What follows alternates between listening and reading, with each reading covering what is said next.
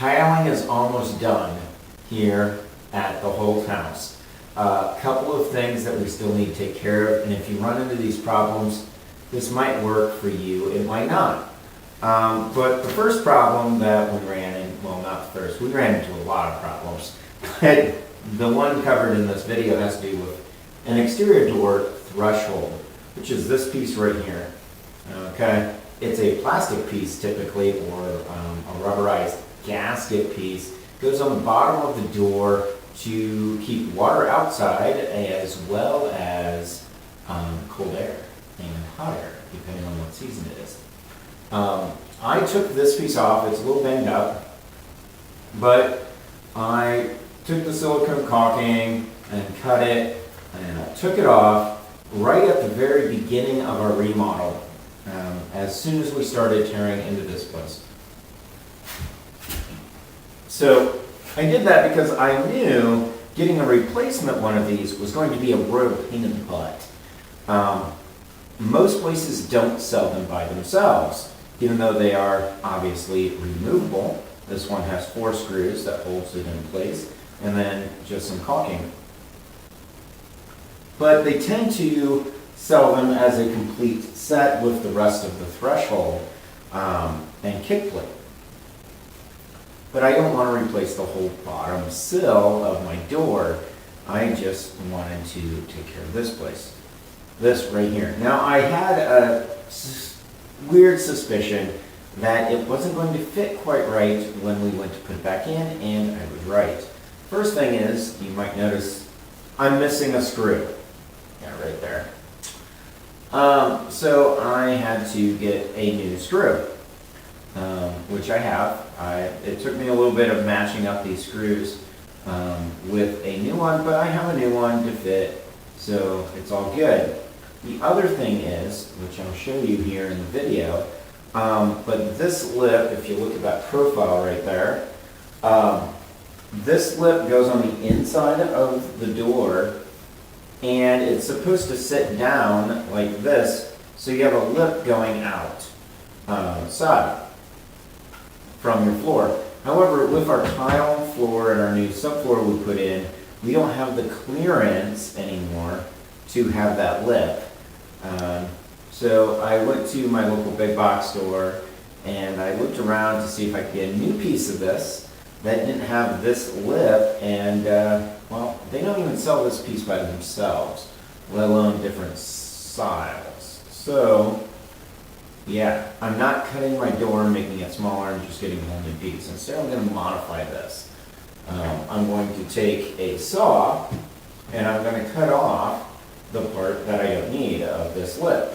So it will fit down right snug against the floor and be all good. So let's show you what I'm talking about here by opening this door. The main reason the door is shut right now is it's about 35 degrees outside.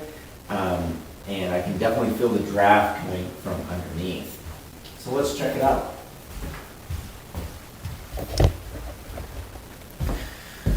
So you can see right here, there is a distinct draft. I can even stick my whole hand, fingers underneath there and go all the way through. This piece prevents that by sitting like that. Now, as you can see, this entire aluminum piece, aluminum clad wood piece, is what you're going to order if it's damaged, because that's what they sell. They don't sell the individual parts for some reason. But as you can see, we have our 4 screw holes, and this is supposed to sit right in like so.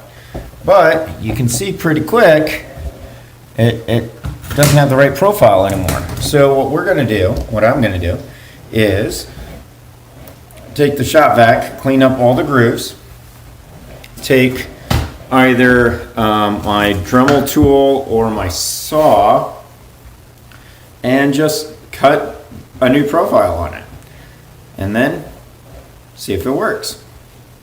I'm also going to take some caulking and put underneath between this layer here and this threshold piece. That's going to secure it and give me a nice airtight seal. So let's get it done and get this door shut because it is cold out.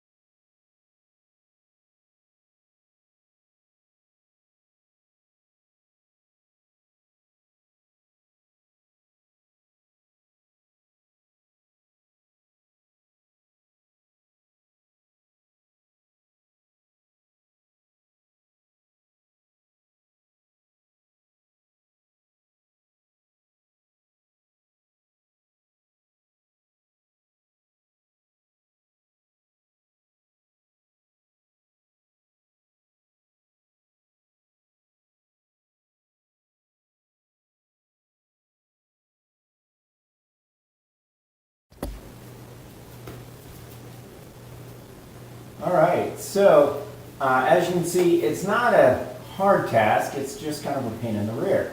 Mainly because anytime you have to fabricate a part to fit and get that nice fit and finish, sometimes it can be tedious. When using a Dremel tool or other rotary tool, make sure you wear some safety glasses. I don't know if you could see that in the video when I recorded it, I'll check that out in editing, but I did have my safety glasses on. Also, make sure you get a tight grip of both the tool you're using and what you're cutting, because you don't want to get either one to get away from you. So exercise some safety. As I say in most of my videos, almost all of them, I'm what you call not a professional. This is not professional advice or instruction. This is simply me working on my own house. If you get something out of it, great, especially entertainment value.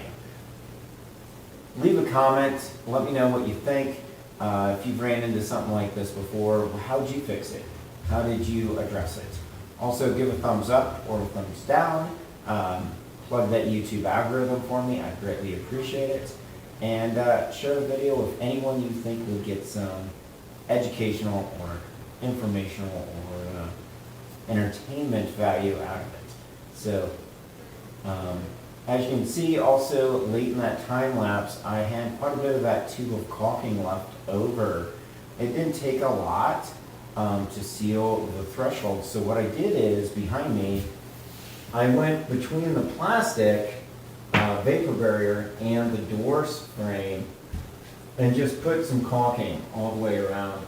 I did not get all the way to the top, but I did get both jambs done.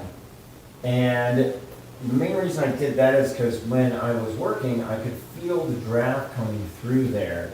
And, well, you don't want to draft at an entry door.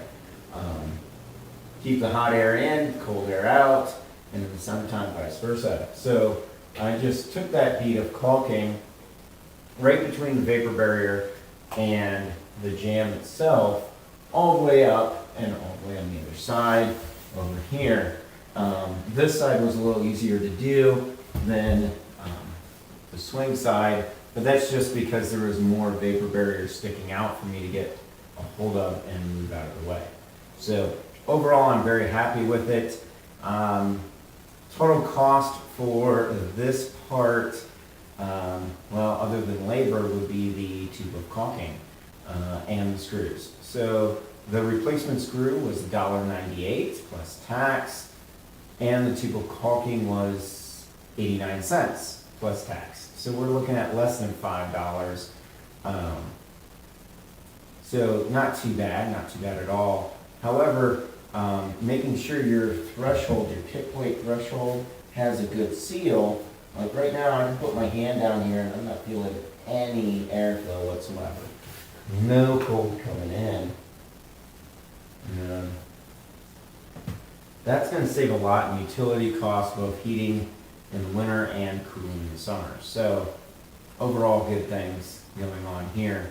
Also, you've probably noticed the last about 3 weeks I have not posted a video. That's because of Thanksgiving. So, a little plug for Thanksgiving. Thanksgiving is one of my top 3 favorite holidays of the year to give thanks. And with that, I'm going to give thanks for all of you. As of the recording of this video, I have 80 subscribers, which may not seem like very much because, well, it's not. But a year ago, I had half that amount, less than half that amount. So it's because of you, viewers, sharing, and subscribing that this channel is growing. And I greatly appreciate it. I am thankful for you. I took a little bit of time off on recording videos, mainly to spend with my family for Thanksgiving. So that's why I didn't do any recording. But there will be more coming. So, by the way, my 3 favorite holidays: Thanksgiving, in no particular order, Thanksgiving, Easter, and Halloween. And there's distinct reasons for each of those. So Thanksgiving, all about giving thanks. It's really hard to be depressed, down, gloomy, crabby, and the like when you're giving thanks for what you have. And that's why I love Thanksgiving, because no other time of the year has such a focus on gratitude and being thankful. So cheer up, hang in there, and as always, get out, grow something today.